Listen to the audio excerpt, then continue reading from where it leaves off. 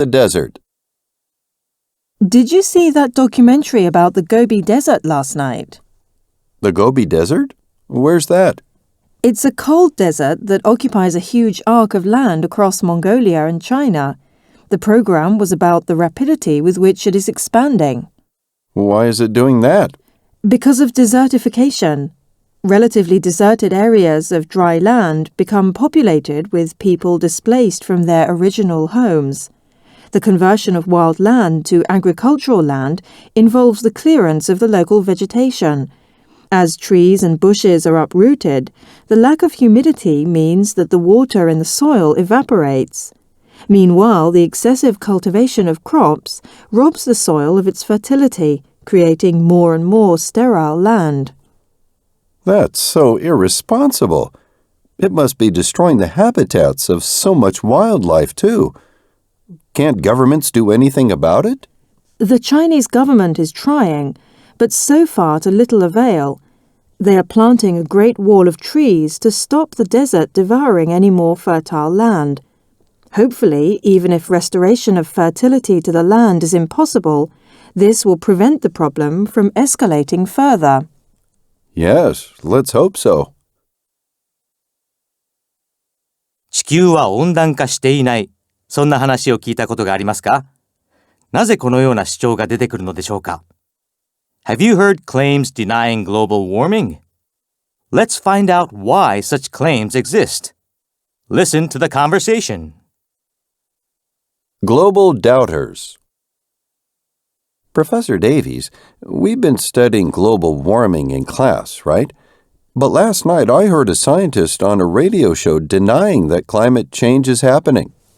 There used to be quite a lot of skepticism about climate change among scientists, but there is much less now.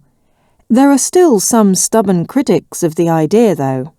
Yes, this scientist was pretty scornful of the notion. He said it was mere speculation based on exaggeration and unreliable statistics. Critics of global warming use a lot of ingenuity to cast doubt on the idea, but you should be careful not to be seduced by their seemingly scholarly arguments. One of their commonest tactics is to use statistics in a selective way. Why do they do that? Well, we have to be suspicious of the sincerity of those who are funded by the oil industry. They use every conceivable argument to get people to underestimate the evidence, just so that we will not try to break our addiction to fossil fuels. I guess they want people just to shrug their shoulders and forget about what's happening to the environment. 誰もが嫌うゴキブリ。でも、実際には彼らがある重要な役割を果たしていることを知っていますか？ Even the universally hated cockroach fulfills an important need. What do you think it is? Let's listen. The importance of cockroaches. Cockroaches must be one of the least popular insects in the world. Although in some cultures they are considered edible, probably nobody finds them lovable. Indeed, they are usually regarded as, at best, annoying pests and at worst, filthy carriers of disease. Such is the discomfort they cause that people spend large sums of money on poisoning them in the hope of banishing them from their homes. Of course, cockroaches are very tough. Even if the common idea that they would survive a nuclear war may not be strictly true, they can survive 15 times the radiation that human beings can. But is such persecution of cockroaches advisable? Would the wholesale elimination of such creatures be a good idea? In fact, there are people who stick up for cockroaches. One such defender is Srini Kambampati, an expert in cockroaches at the University of Texas. He points out that, from the point of view of ecology, the complete loss of the world's 4,500 species of cockroaches would have many negative effects. For a start, cockroaches are an important element in the diet of assorted small mammals such as rats and mice. Moreover, by eating and digesting decaying plants, they release nitrogen into the soil, which is essential for the growth of new plants. The health of the world's forests actually hinges on cockroaches. This is a useful reminder of the importance of all parts of the ecosystem and suggests that perhaps we should reconsider our attitude to the lowly cockroach. ワオシグナルという言葉を聞いたことがありますか？ 1977年に記録されたこのシグナルは地球の外からのメッセージかもしれないのです。Could the WOW signal be evidence of the existence of life outside our planet? Let's listen. Answering the WOW signal. The search for extraterrestrial intelligence, SETI, is the name for various projects that are on the lookout for any signs of intelligent alien life in outer space. One project included in SETI scans the skies around the clock, checking for radio signals from other planets. Indeed, many ordinary people download programs onto their computers and laptops that help in this search. The nearest thing to such a signal that has been intercepted so far, however, is one that was detected by an amateur astronomer in 1977 at Ohio State University. The signal was 30 times more powerful than the average, and the astronomer was so stunned by it that he wrote a big wow on the transcript. Since then, it has been designated the WOW signal. Although some people hailed the signal as the first real sign of alien intelligence, others were more doubtful that it constituted an authentic message. Unfortunately, as it was never repeated, it was impossible to narrow down its source. Although it has been conjectured that the signal was merely a natural phenomenon, many experts believe it cannot be brushed off so easily. In 2012, a television channel in the U.S. decided to dispatch a signal back into space just in case. They assembled a number of messages, some serious and some humorous, from the public. The most mischievous message included was one by a well-known comedian, Stephen Colbert, which begged the aliens not to eat us if they do decide to visit Earth. 人間の寿命がどれだけ伸びても樹木にはかないません。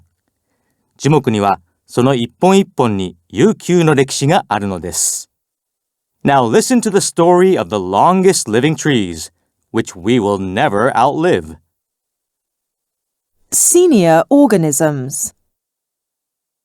All living creatures are mortal, but the length of their lifespans varies a great deal. On average, human beings live about 70 years, but some insects die after only 30 minutes, while whales have been known to live for 200 years. Many trees, though, live considerably longer than any animals, dragging out their lives for hundreds and even thousands of years. In fact, according to a register of trees kept by ecologist Christopher Earle, the oldest known living organism on the planet is a bristlecone pine tree in the mountains of California, which is 4,841 years old. This phenomenal antiquity is partly due to the high altitude and freezing winters, which slow the tree's growth down and lengthen its life.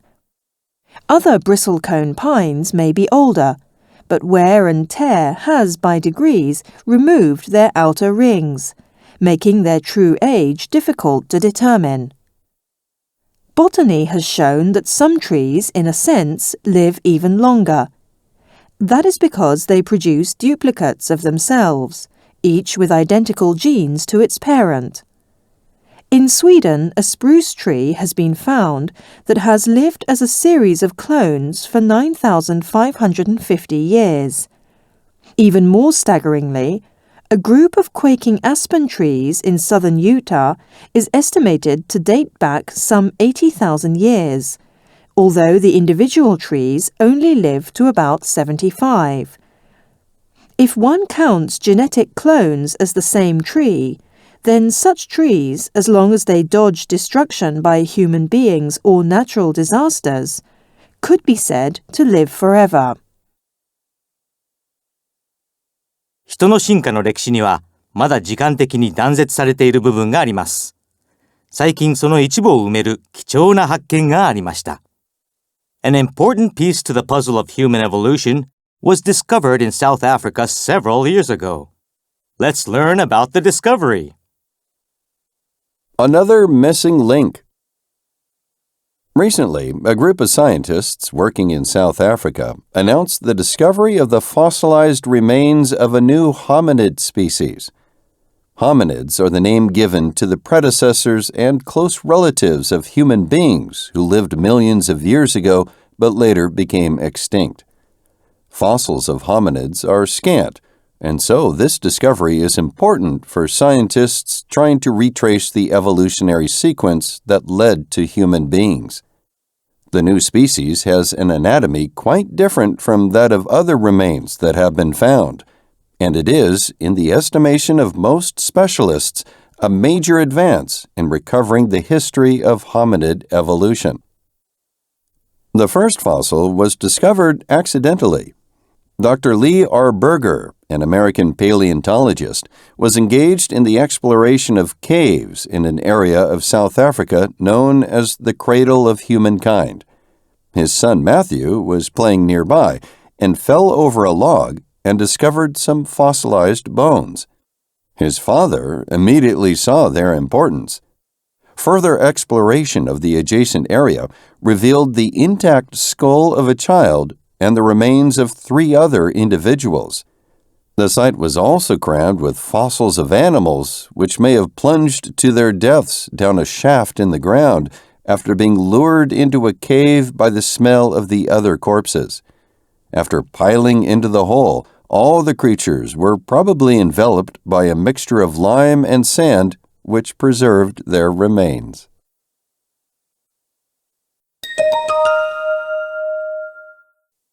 The fossilized hominid that has been discovered was physically a mixture of conflicting characteristics. Although the hominid walked erect like humans, it still had long ape-like arms that it used for climbing trees. In terms of facial characteristics, it had the small bones and teeth typical of humans, but it had the primitive feet and tiny brains typical of early hominids. The approximate age of the remains is 2 million years old. The species has been named Sediba, the word for fountain in the local Sotho language. They are presumed to be descendants of the Australopithecus, the earliest hominid inhabitants of Africa, who had bodies and brains the size of chimpanzees and were common 3.8 million years ago. At this stage, it is still too early to say exactly where the new species fits into the process whereby apes evolved into humans. The hominid's characteristics look like a modification of the hereditary characteristics of the Australopithecus. If this is true, then the new hominid offers a glimpse into how the process of evolutionary refinement into human beings may have occurred.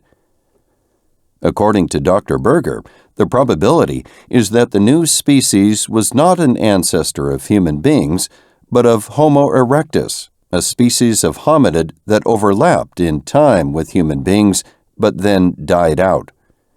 Although the fossil evidence is still too meager to cause scientists to revise their picture of the evolution of apes into humans, more discoveries of this kind should eventually allow the full story to be ironed out by specialists. 気候変動や人口増加による世界的な穀物の不足が心配される中、それをチャンスとして生かそうとする企業もあるようです。As demand for grain increases, corporations are trying hard to meet the demand. So, what's actually going on? Let's listen. Crops and climate change. As the world's population continues to grow, so does its need for food. Yet the problem of ensuring an adequate food supply is being made even worse by the global warming being caused by greenhouse gases, which is resulting in destructive climatic changes on a planetary scale. In particular, droughts are becoming more common, as increasing temperatures lead to the dehydration of formerly productive agricultural areas and the increasing evaporation of water from lakes and reservoirs.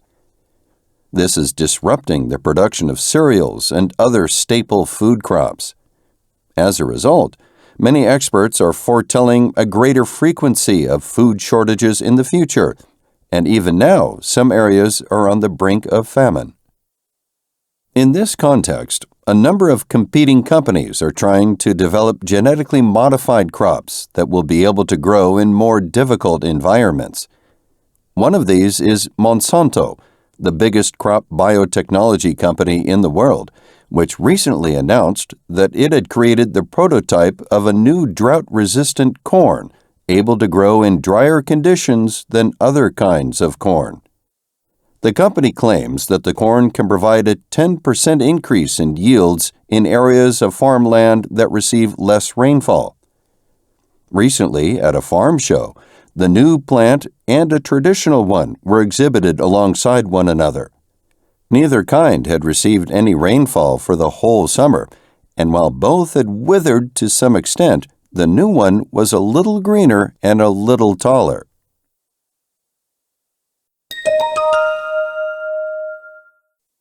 Many farmers in the United States welcome these efforts. For them, irrigation is a major cost. This is because thousands of gallons of expensive water are needed to grow crops or keep pastures green. Other biotechnology companies are also working on creating genetically modified GM crops that will grow on land formerly considered barren. Critics of GM, however, are uneasy at the way these companies are jumping at the opportunity presented by the world's precarious food supply. They suspect a conspiracy in which, in the name of helping to feed the hungry, the companies plan to dominate third world agriculture. Because GM crops are patented, every time farmers use the seeds, they must pay a fee to the company which has developed them. These critics accuse the companies of magnifying the ability of their products to grow in dry conditions in order to have them accepted. There are, however, alternatives to developing new plants in the laboratory. Some drought-resistant crops have already been developed using traditional breeding techniques. The Alliance for a Green Revolution in Africa, whose mission is to provide more efficient crops for that continent, has said that it will avoid GM in its work. Still, the gravity of the world's food situation continues to grow. With so much at stake, it remains to be seen whether people will really continue to be able to resist the temptations of GM technology. 動物を飼っている人の中には、ペットと話せたらいいのになぁと思っている人も多いでしょう。ひょっとしたら、そんな日が来るかもしれません。There might come a day when pet owners can talk with their animals. How will this be possible? Let's listen to the passages. The debate over animal language. Ever since antiquity, many people have been captivated by the fantasy of learning how to talk to animals. But can animals use language? They can clearly communicate in a simple way. For example, dogs learn how to recognize and heed certain commands. Does this communicative ability, though, amount to having a language? In fact, this issue has caused great controversy among biologists, many of whom are reluctant to attribute language to animals. Animals, they argue, are incapable of understanding something as complex and intricate as a language. Other specialists, though, say we cannot write off animal abilities in this way, and that the assertion that animals do not have language is nothing more than human arrogance. Indeed, some scientists have devoted years to compiling evidence that animals can learn human languages. Experiments in which animals are taught human languages have attracted the most publicity. Probably the most famous example is Coco, an adorable female gorilla who worked with scientist Penny Patterson for 28 years. Coco's vocal apparatus was too clumsy for the accurate imitation of human sounds, and so she used American Sign Language instead. According to Patterson, Coco learned over 2,000 English words, which she could use to communicate her wishes and feelings. Another famous example is Alex, a parrot, who learned to speak 150 words, and according to animal psychologist Irene Pepperberg, also used them to communicate thoughts and feelings. These seem to demonstrate that there are no absolute barriers to the acquisition of human language by animals.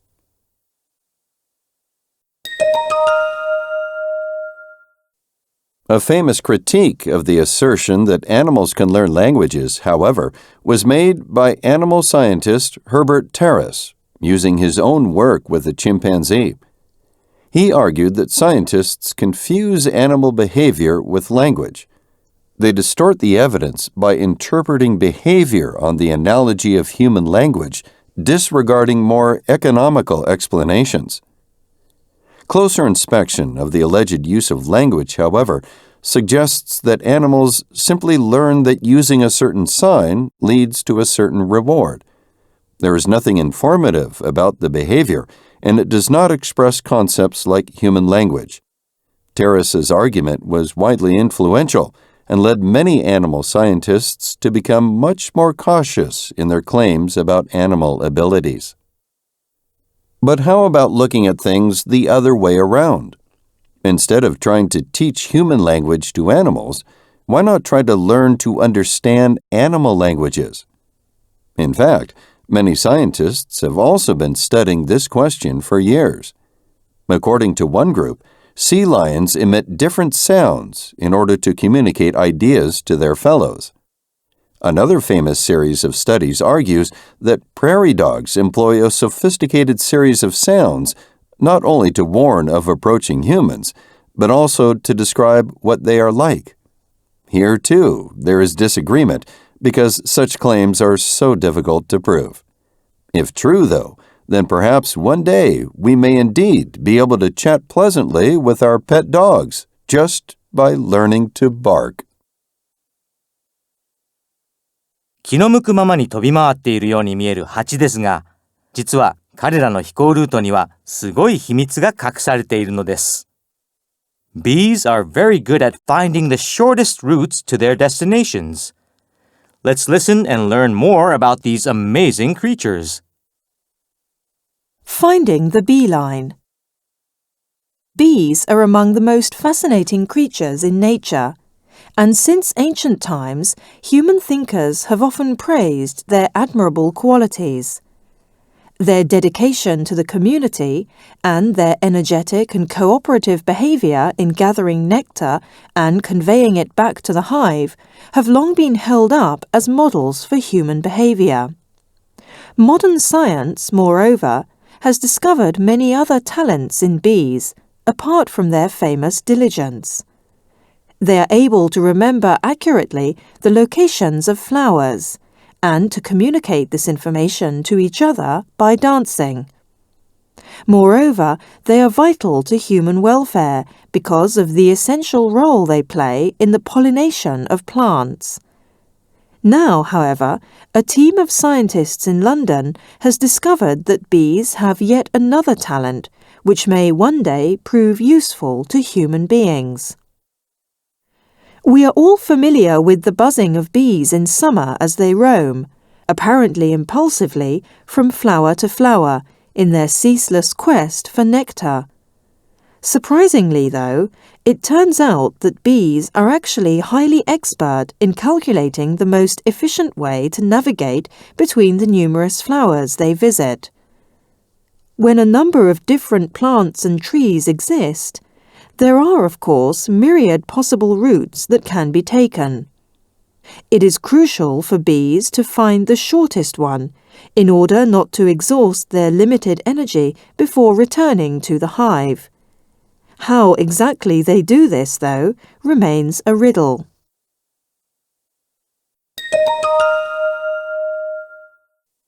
The existence of this ability was proved by an experiment carried out by Matthew Lihoro and other researchers at the University of London.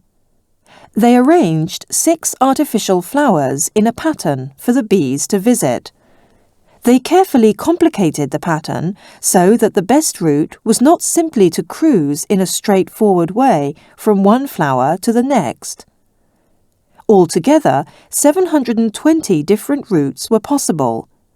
But the bees were able to pinpoint and remember the roundabout but most efficient route after only 80 trips. Armed with this asset, bees are able to maneuver between flowers in a way that consumes the minimum energy needed to visit all of them. Moreover, bees do this with brains 100,000 times smaller than human ones. Exactly how the bees do this remains a subject for ongoing research. The most likely explanation is that at first they fly in a random way. Then, on each subsequent trip, they measure the route against the earlier ones, and if it is shorter, they adopt it. In this way, they refine and abbreviate the route through a process of continuous amendment. In so doing, they are able to progressively cut back on energy use. Human beings with their bigger brains can map out a route beforehand using a chart or some other blueprint. But in cases where routes continually change, such as in communication networks or busy transport networks, utilizing a skill like that of the bees could be an attractive option. 多くの動植物がシロアリの恩恵を受けていることを知っていますか？ Believe it or not, many animals and plants owe their survival to termites. Let's find out why. Masters of the Savannah. Africa's grasslands, known as savannas, support many magnificent creatures, such as lions, elephants, and giraffes. These large animals are commonly thought to play the most important roles in the savanna ecosystem. Recent research, though, suggests an animal's size does not always indicate its ecological impact. Scientists at Harvard University and the University of Florida have found strong evidence that it is actually the termite, an insect similar to an ant, that has the most influence. The scientists became aware of this while studying the population distribution of lizards in the savanna of central Kenya. They noticed unusually large numbers of lizards living near termite mounds, the huge nests built by termites. Further study revealed many other animals and plants are also at their highest density near the mounds. According to the scientists, termites enrich the soil by converting dead wood and vegetation into nutrients. Their activity also loosens the soil, improving its ability to absorb water. This creates a particularly suitable environment for wildlife and plants to thrive. What most amazed the scientists was the influence the termites had on the overall health of the savanna. Satellite photographs show their mounds are spread evenly across the grassland, like squares on a chessboard. The scientists believe this layout brings the ecosystem to its maximum possible productivity. This discovery may be especially important for conservationists restoring degraded ecosystems, such as coral reefs. Corals laid out in a similar fashion might lead to increased productivity in those ecosystems as well. 我々の生活には石油は欠かせません。でも、石油から作られた製品が私たちの健康を脅かしている可能性があるようです。Some products made using oil may do us harm. But can we live without them? Let's listen. The role of petroleum in our lives. The 2010 oil spill in the Gulf of Mexico has led to renewed calls from clean energy proponents for the United States to end its dependence on petroleum. They also cite air pollution, global warming, and acid rain as proof that the oil habit is dangerous both to the environment and human health. Environmentalists have long warned of the dangers of using fossil fuels in general and have recommended shifting public policy to limit oil dependence. Since the 1970s, U.S. presidents have used such warnings to get elected, promising to reduce the country's reliance on both foreign and domestic oil by exploring alternative sources of energy. Yet the promises are soon forgotten. Public policy remains unchanged, and every year sees an increase in petroleum use. What is often ignored or forgotten by environmentalists, however, is the fact that petroleum contributes to nearly every aspect of modern life. In a post on his political commentary website criticizing those calling for a halt to oil drilling, conservative blogger Harrison Price writes that the notion of turning America away from petroleum is just plain absurd. Oil is responsible for the lives we have today, both in terms of the conveniences we take for granted as well as the quality of life it provides. He lists hundreds of examples of petroleum-derived products and asks which we could do without. The list includes plastics, textiles, beauty products, building materials, road materials, office products, medicines, home furnishings, and even food, emphasizing that Americans' reliance on oil goes beyond the obvious use of gasoline.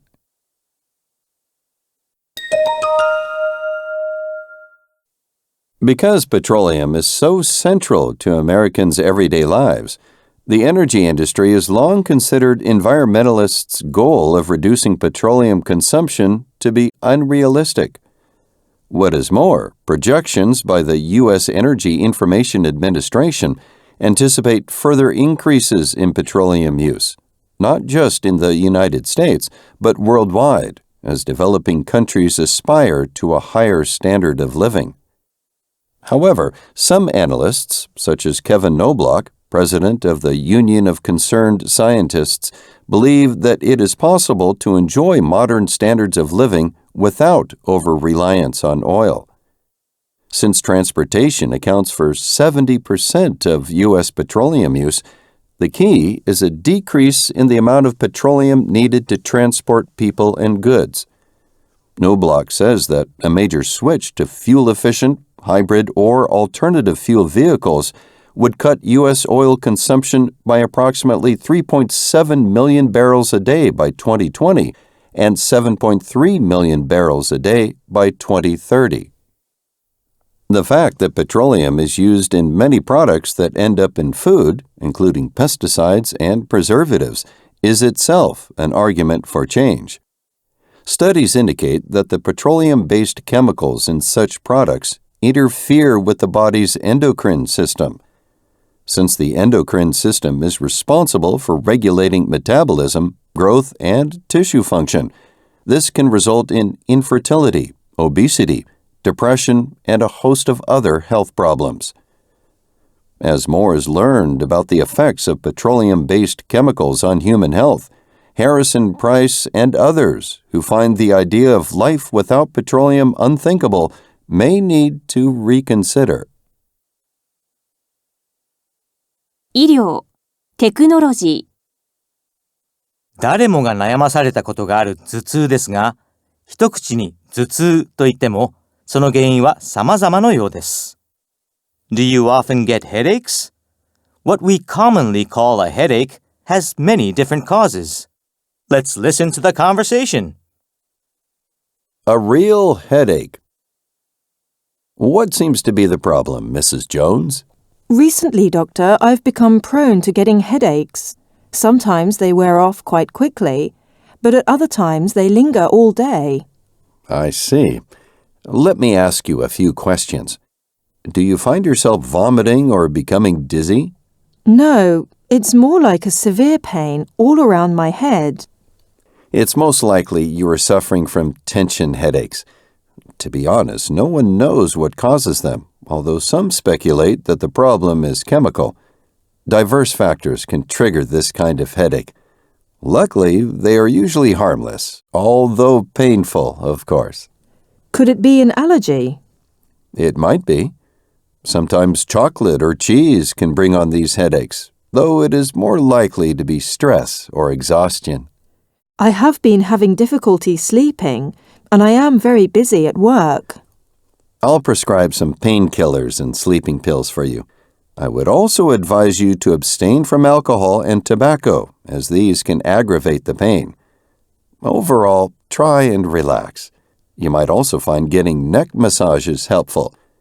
If these do not help, come back and see me again. 朝食やデザートにヨーグルトを食べている人は多いでしょう。でも、健康への効果を期待して良いのでしょうか？ Do you eat yogurt for health reasons? If you do, you may be disappointed in its benefits. Let's listen to the conversation. Healthy yogurt? Ross, you are studying pharmacy, right? I have a question. Recently, eating yogurt has become quite trendy among consumers. Some companies advertise that their yogurts endow you with more vitality and help you with your digestion. Are these claims true? Actually, the evidence is a bit contradictory. Some experts are saying these companies are exaggerating and that it is difficult to find any tangible evidence that yogurt makes you healthier. So it's really a lot of fuss about nothing then? Well, one recent study has shown that yogurt can help old people who take antibiotics. One of the attendant hazards of taking antibiotics is that it can cause an upset stomach. This is because antibiotics have a very drastic effect, destroying good as well as harmful bacteria in the stomach. What does this have to do with yogurt?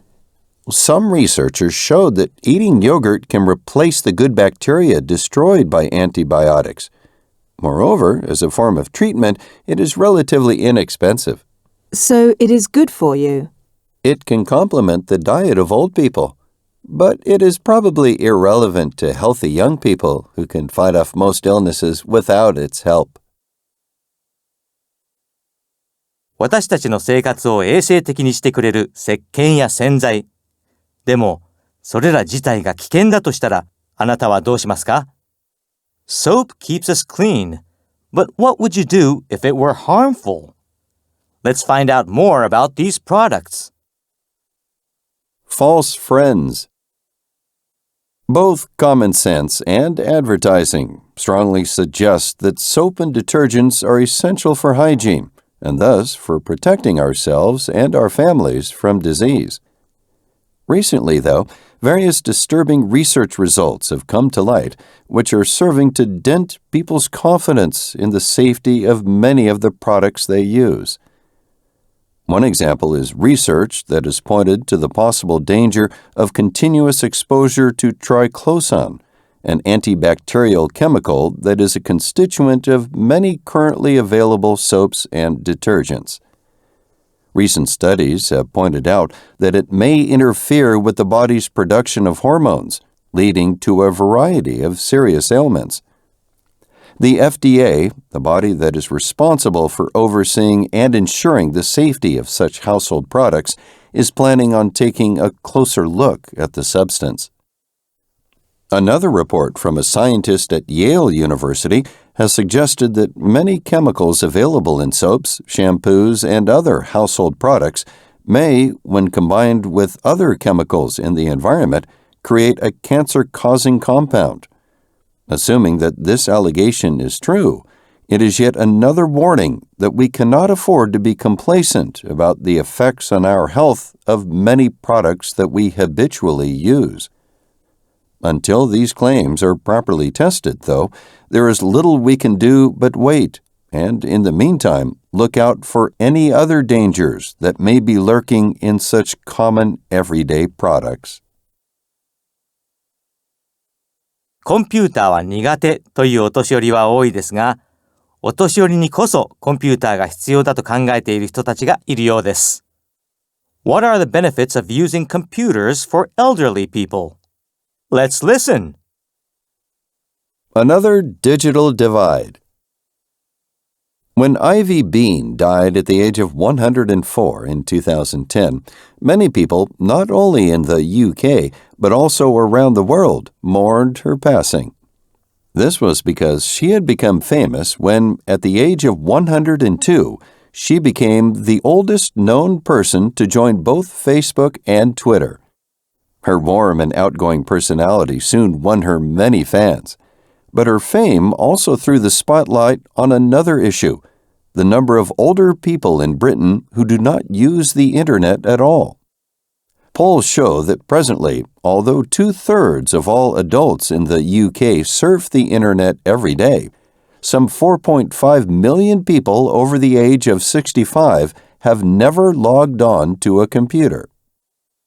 Now, Age UK, a leading charity that helps old people, has launched a campaign to boost Internet use among older people. Of course, one problem is not all people have a computer at their disposal. After retirement, when most people are living on a small pension, it is difficult to afford one. As they age, though, many people lose their mobility and get stranded in their own homes. For such people, access to the Internet helps them avoid loneliness and engage with society. In an attempt to help these people, Age UK is offering introductory classes in computer literacy taught by instructors for free. It is also asking various companies to provide desktop computers for old people at no charge. 賞味期限が切れた食品を捨てていませんか？それはとてももったいないことかもしれません。Are expired food items safe to eat? Here is a way to avoid wasting them.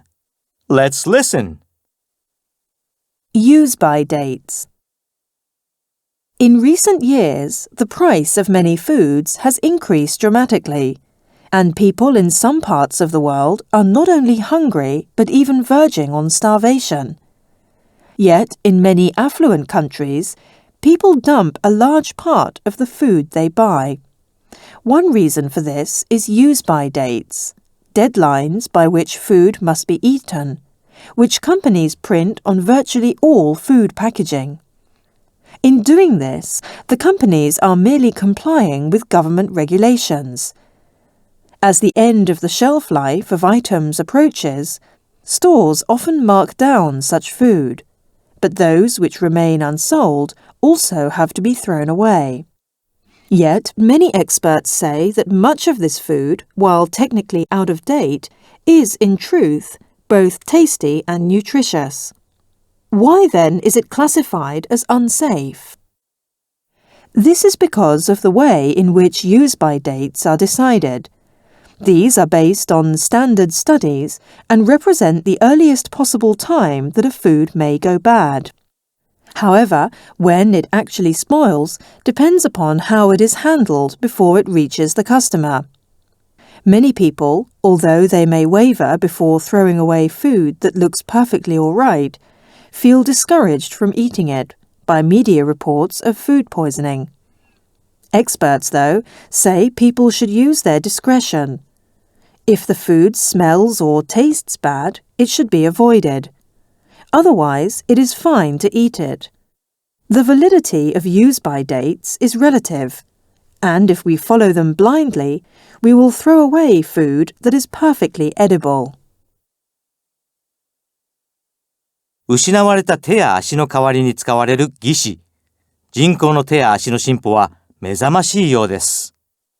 Let's listen to the surprising story of the newest technology for artificial limbs.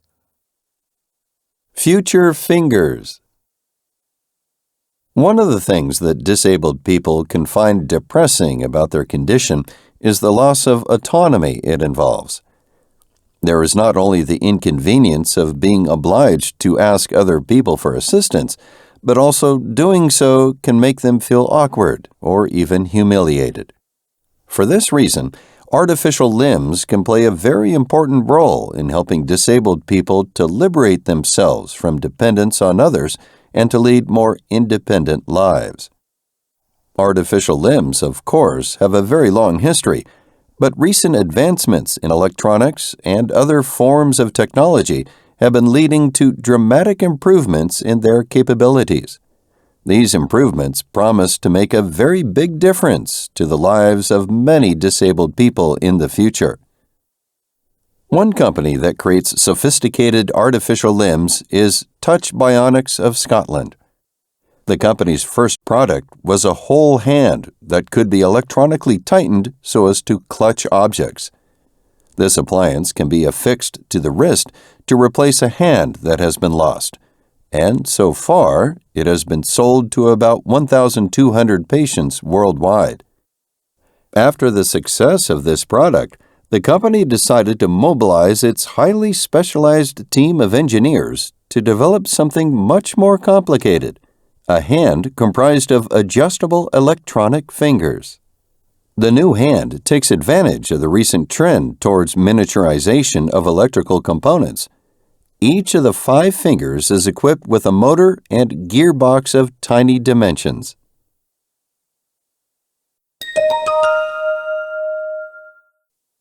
The advantage of the new hand is that it allows the user to manipulate objects in a much more subtle way. For example, it is possible to use the hand to pick up a wine glass delicately by its stem. Sensors in the hand send messages to a computer chip that controls the fingers. These sensors form an interface with the muscles in the remnant of the lost hand.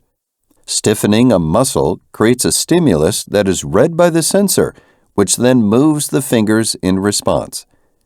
As users become accustomed to operating the hand, they are able to synchronize the movements of the fingers and to develop almost the same coordination as they would have with a natural hand.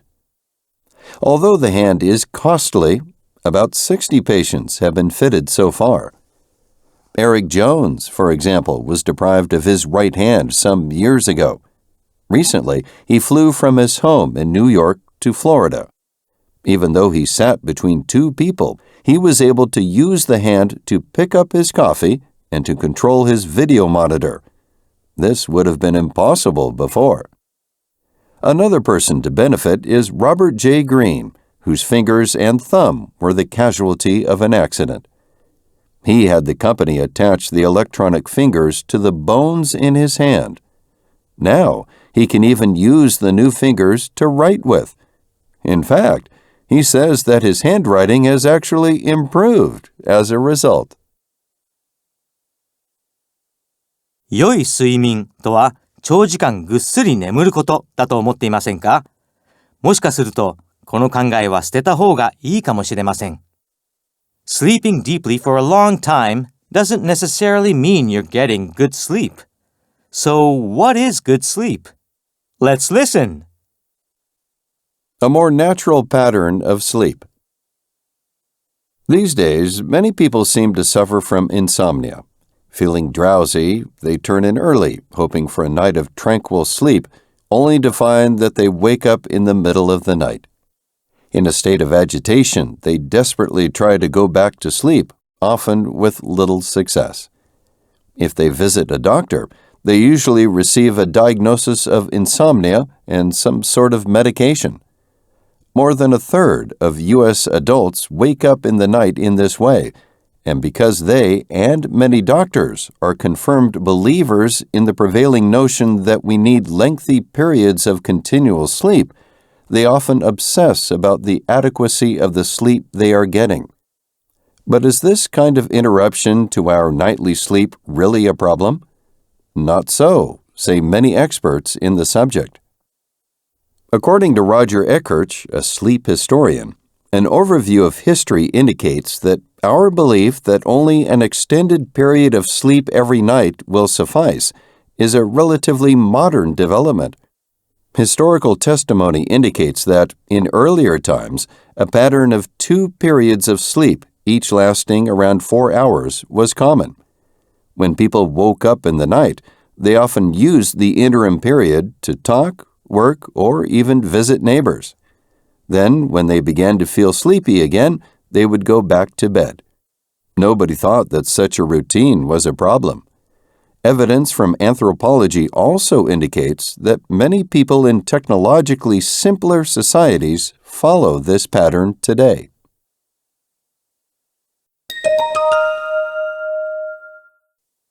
A series of psychological experiments carried out in the 1990s supported the idea that such a pattern is natural. Thomas Ware found that when people were subjected to natural patterns of light and dark comparable to those in the past, they began to sleep in 2 periods of 4 hours. He concluded that, far from such a pattern being an intolerable hindrance to gaining enough sleep, it was actually more beneficial for the health. How, then, have we wound up with the conviction that anything less than a substantial 8 hours in a row is insufficient? According to Eckhart, the shift was brought about by the Industrial Revolution and the introduction of electric lighting. This lengthened our days, making us more productive, and shortened our nights, making it necessary to sleep until the morning.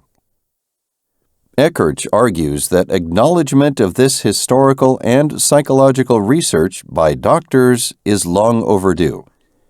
Waking up in the night is evidently natural, and diagnosing it as insomnia only heightens people's sense of anxiety. Moreover, he says that the traditional pattern had another advantage. Because people in the past woke up in the REM phase of sleep, when people do most dreaming, they tended to remember their dreams much more than people today do. This is more psychologically healthy. It seems that many of us must either learn to get by on less sleep or, alternatively, go to bed earlier in order to enjoy this natural break in the middle of the night. 白髪に悩む人は多いのに、解決策は未だに染めることぐらいしかありません。白髪は文字通りグレーな存在のようです。Why does our hair go gray as we get older? Let's explore this gray area. A gray area. One of the most noticeable and irritating signs of aging which confront us as we grow older is the graying of our hair. Although it is possible to conceal loss of hair color, nobody is exempt from this process. Just when it begins, though, varies widely from person to person.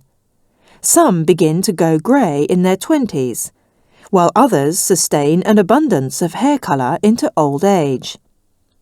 Many people believe that greying is caused, or at least hastened, by stress, although so far no scientific evidence has been found that warrants such a claim. In fact, the question of what actually activates the process of greying remains a biological mystery. Recent research, however, has made great progress in understanding how greying happens. Hair colour is produced by a substance called melanin, and greying occurs when the production of melanin in the hair cells is disrupted. Although the timing of this may not be wholly genetic, there is plenty of evidence of the large part played by heredity. In the United States, for example, research has shown that by and large, whites go grey in their 30s, while Asians and African Americans typically go grey later.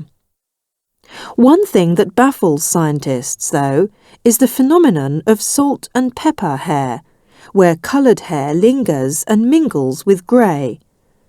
The question of why some cells leave off producing